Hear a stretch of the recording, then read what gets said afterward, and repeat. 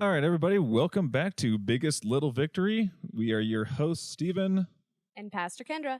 And we have been out of commission for just a little bit because of some fun technical difficulties that we keep having. Seems like we're never going to get away from that. If it's any consolation, it was completely involuntary. We want to talk to you. We want to share with you, but goodness, we just keep having these fun little issues. So, Hashtag 2020. I think, I don't know if one of us prayed for patience, but it's kind of happening. So, and we ask for patience as well from all of you as you are just trying to hear from us and hear what we have to say. So thank you for being patient and bearing with us as we are just trying to get this up and running again. But we are excited today. We're excited to share with you, and we're going to be going over the word reborn that was talked about just this last Sunday. Pastor David talked about the word reborn, and the passage that he used was in John chapter 3, verses 1 through 12. So that is where we're going to be today. So just some brief announcements. We had baptisms, so we're celebrating that. We had 2 people get baptized on Sunday. It was really amazing. That will be in the sermon as well. That'll be up on YouTube, probably, if not later. If it's not already, by the time that you're hearing this podcast, I was going to say tonight, but by the time you're hearing this podcast, if it's not already, then it will be soon. So you'll be able to see that there. But yeah, we just want to celebrate that awesome event. Yeah, and happy St. Patty's Day to everybody, even if you're not Irish. I'm actually not wearing green. I completely spaced that there's St. Patty's was a thing. Don't worry, everybody. I'll pinch him for you. Not a thing. Nothing's green at all. I was not prepared. Alrighty, and just a heads up, this is going to be a quickie but a goodie. I am making Stephen and a couple of friends some delightful corned beef and cabbage with potatoes and carrots, and it's going to be awesome. So I'm going to have to get off of here in about 20 minutes to get that going, and Stephen will take it over if he still has more to say, but just a heads up, it won't be a 45-minute to hour-long podcast. Be a little bit shorter this time around. Yes. And no, I think that's it for announcements. So we're just going to get right into it. So we'll start again. Like I said, we'll go with John chapter 3, verses 1 through 12. If you want to follow along, please do. Otherwise, just sit back and listen.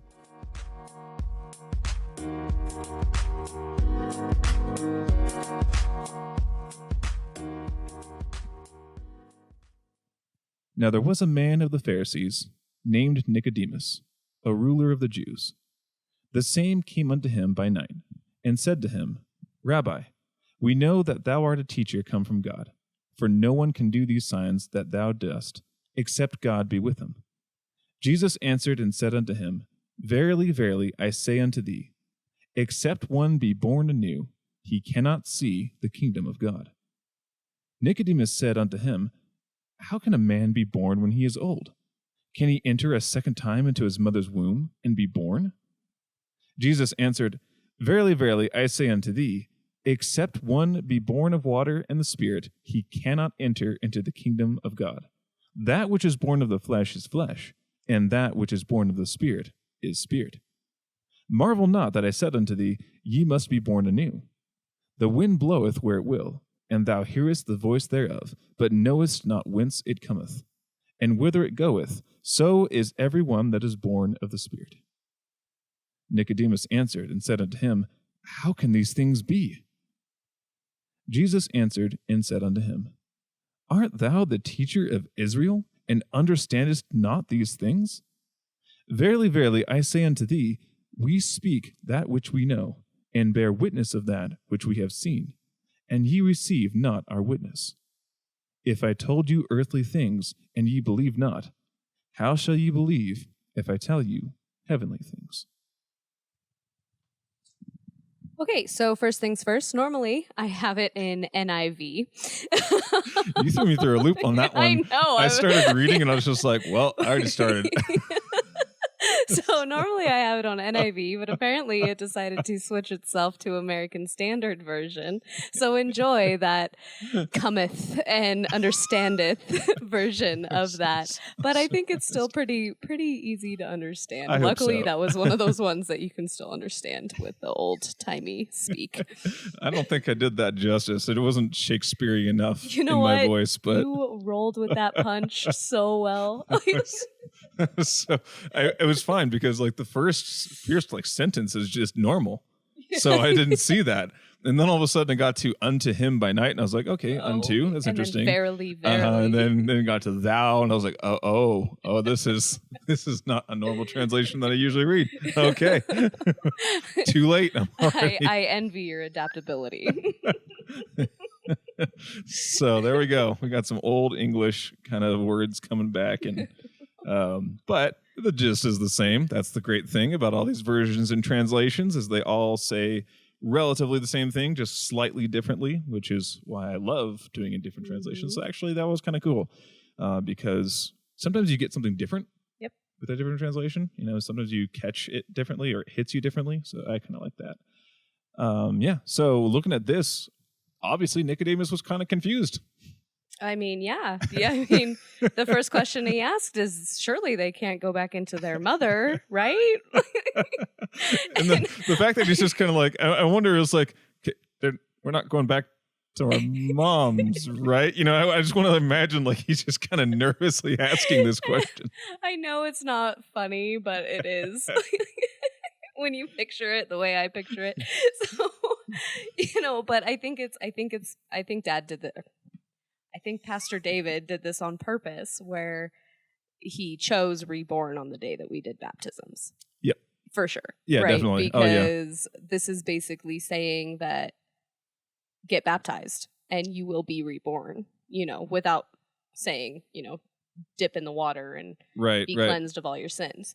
And so I think that's beautiful. And I think that it, because I was reborn a little under a year ago, and I was rebaptized by my father and by my stepmother, and I feel very, very new and very, very clean, even though I still slip up sometimes. I know that he's still with me, he meaning God, just in case you guys didn't understand that. Father still likes you. Yeah, right. And and it's very, very empowering to know that I am reborn. Yeah, I remember back to my baptism and just the feeling that you get from it, just because again it's it's a spiritual it's a spiritual representation, or no, how is it? A physical representation of a spiritual truth. There we go. I was like, I know how it goes. So it's not the so much that the actual going in the water actually made me clean or whatever it was, but it was just that being in front of an entire church, and some of them may have understood what was going on, some of them may not have understood. We might have had visitors that day that had no idea what was happening, and just something cool about that I'm standing in front of people wherever they are in their faith and admitting that this is what I'm choosing to do, that this is where I'm choosing to go with my life, that I'm choosing to make it about God. And so that was something that has always stuck with me, is that moment of admitting before God, before people, that this is how I'm going to choose to live my life. And I don't know, that's just, I just like that we have that capability, that we have that openness in the church. We can have those kinds of things where we invite people in, even if they're not Christians, and just so they can see, oh, this is how he's choosing to go now. Right. Yeah. No, I have 2 friends that were baptized at VCF. My best friend was baptized with me on the same day that I was. And it was actually her idea before it was mine, and she was like, Kendra, will you please come and get baptized with me? And I wasn't even sure if I was ready. Right. And so I told her, I was like, I don't know, I'm going to have to think about it. So I had a long, hard chat with Pastor David.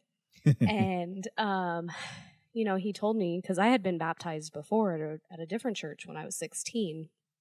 And right after that baptism, I got so sick. Oh, really? Like, I got so sick after that baptism. I was like, I'm sorry. I didn't mean to be so dirty. I think it was just because it was just going around.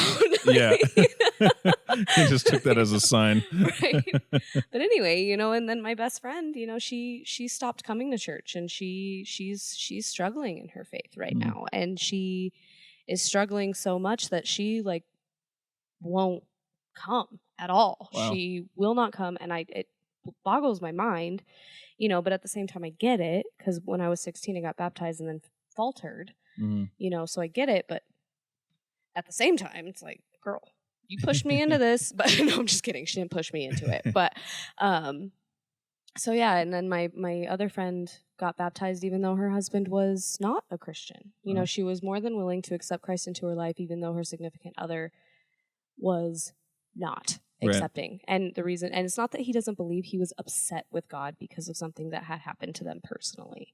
And I get that 100%. My best friend's husband is in the hospital with a brain tumor right now.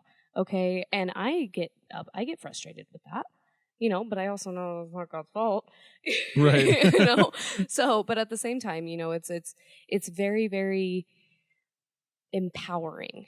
It's empowering to know that 1 second you are unclean and you are not accepting Christ into your life, and then the next second you're dunked in the water and you may come up with mascara running down your face and your hair, right, and your hair may dry all fluffy. But you know what? At the end of the day, you are reborn, you are reclaimed, you are anew, and it is 100% the best feeling that I've ever had, except for my wedding day. Well, yeah. Make sure you plug that in there. Throw that little plug in there. That's very important. He doesn't listen to this, but just in case he does. You never know. That's so that whole reborn kind of thing. Like, I guess we can take turns with this too.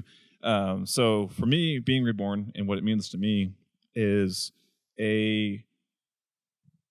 it's a kind of it's, I don't want to say a challenge, but it's been learning to submit to something that I used to have to force.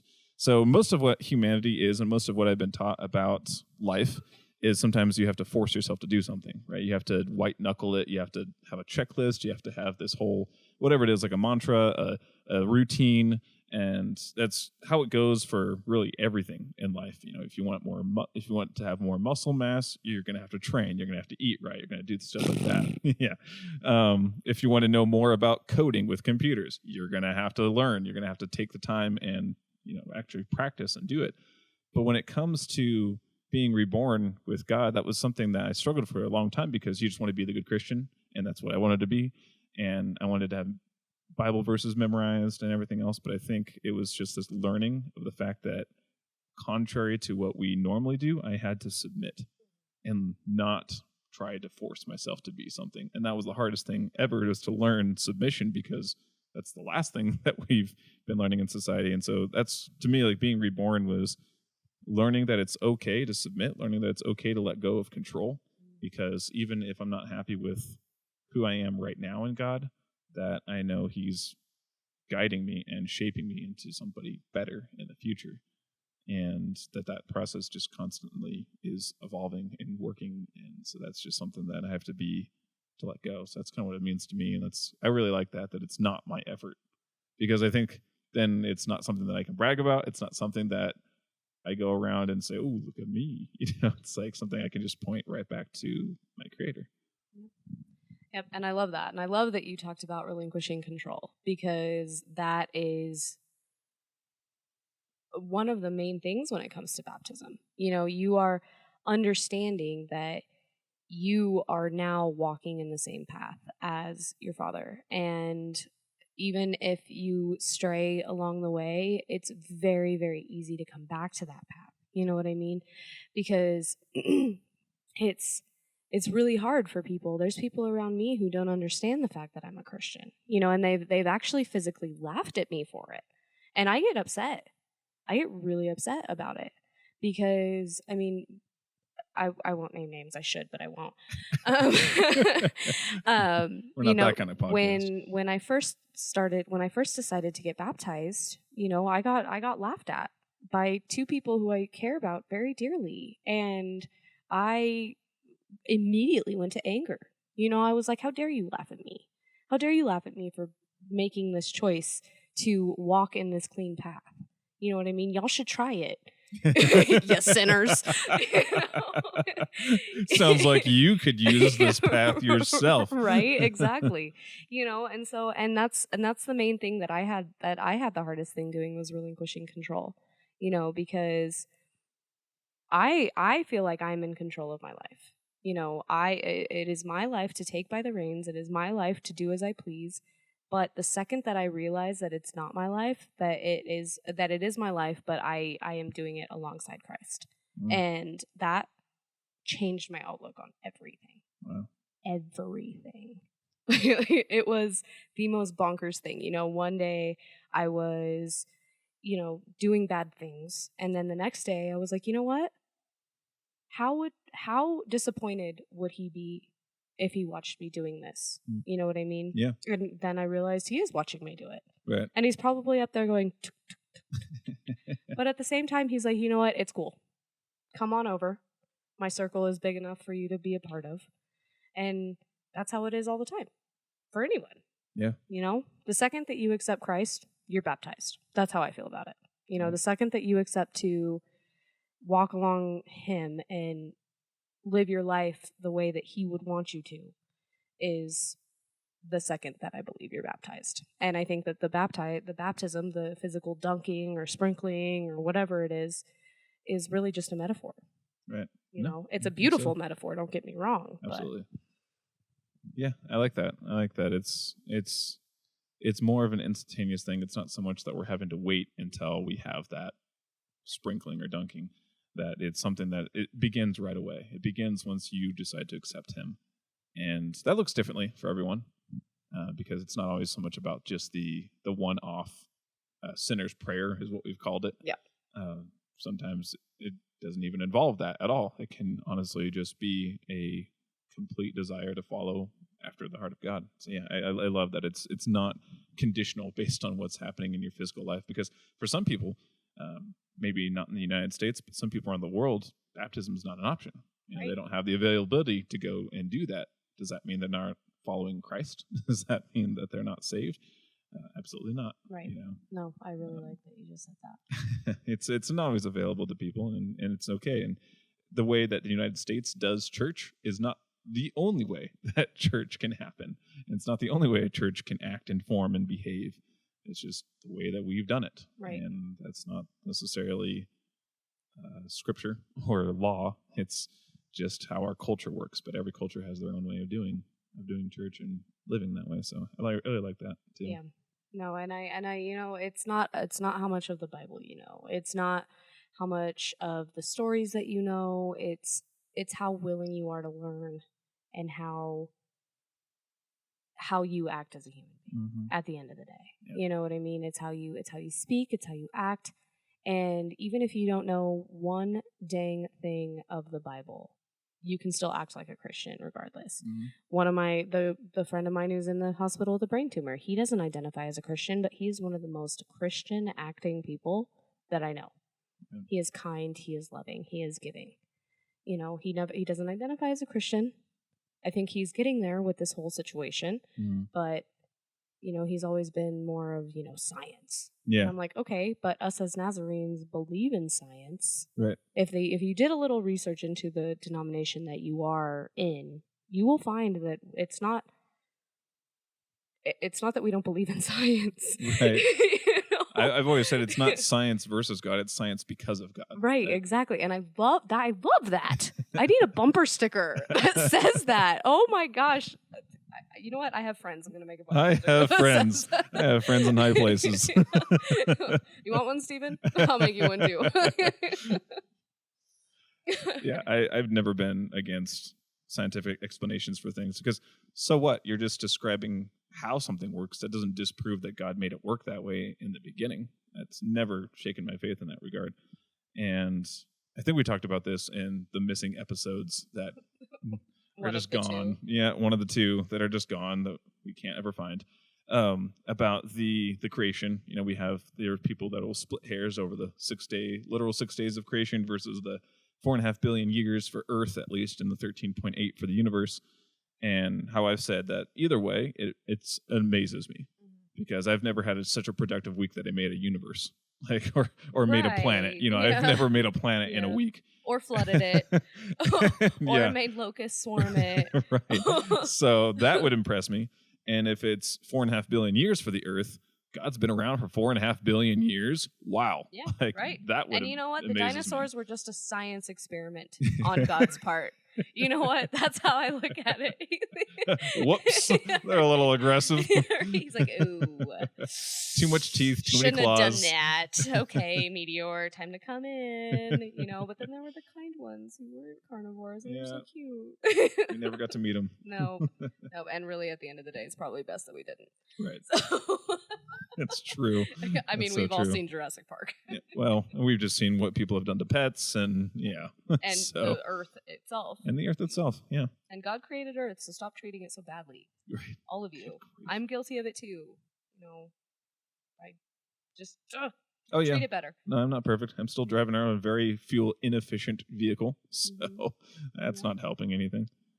But I think that's all I have for this word on reborn. Yeah, me too. Sorry we didn't really insert anything from the sermon itself. Really, this week, Stephen and I were just ill-prepared for everything.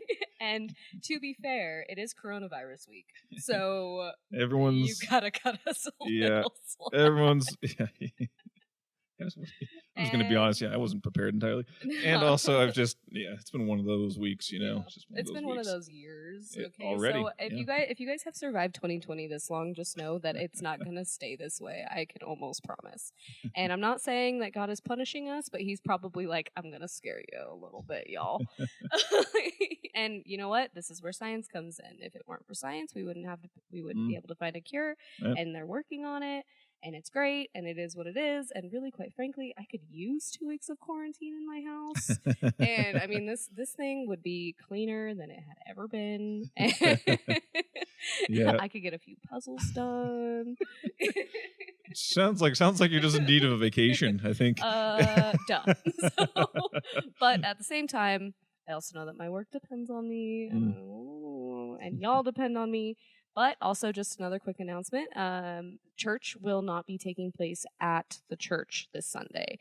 To ensure the health of our entire church family, my dad, Pastor David, stop doing that. I'm sorry, it's a never habit. Stop. Pastor David will be pre-recording his sermon and posting it online at 10:30 on Sunday morning. It will not be live streamed, so hopefully we do not have any technical difficulties due to all of the other churches live streaming. And if you are a church who's live streaming, great, good for you, but I'm just pointing that out that this is not a live stream on VCF's part. And so Stephen and I will watch that, and we will be back next week for I think we're like close to the end of our RE series, right? Yeah, we're getting towards the end. Yeah, so it's almost over. Close to the end of our RE series, so stay tuned, and we will continue to do our best to bring you our thoughts and insights. And if you or anyone has been affected by coronavirus, either personally by actually getting infected, or you've just been out of work, definitely we are keeping you in our prayers, and just our hearts go out to you, and just support each other during this time. There's some stories out there. People are being nasty, and what a better way to show that we don't have to be nasty to each other. If you have extra supplies and you're able to give, share the others, toilet paper. Oh yeah, goodness, share the toilet paper. But just be a better example of what it means to be in the family of God, to not be selfish and greedy. Because I don't believe that either of those attributes are part of God's character, right? Character of Christ. And if you are in need of anything, you can find us on Facebook at Victory Christian Fellowship or on Instagram at VCF Reno. You can always reach out to us, and one of our family will be able to help you in some way or another, whether it's braving the grocery store for you because you can't leave, or offering a roll of toilet paper. even though we're not hoarders. I hope nobody in our congregation is a toilet paper holder, but if you are, fine. But if people need it, please give it up. For free. Yeah.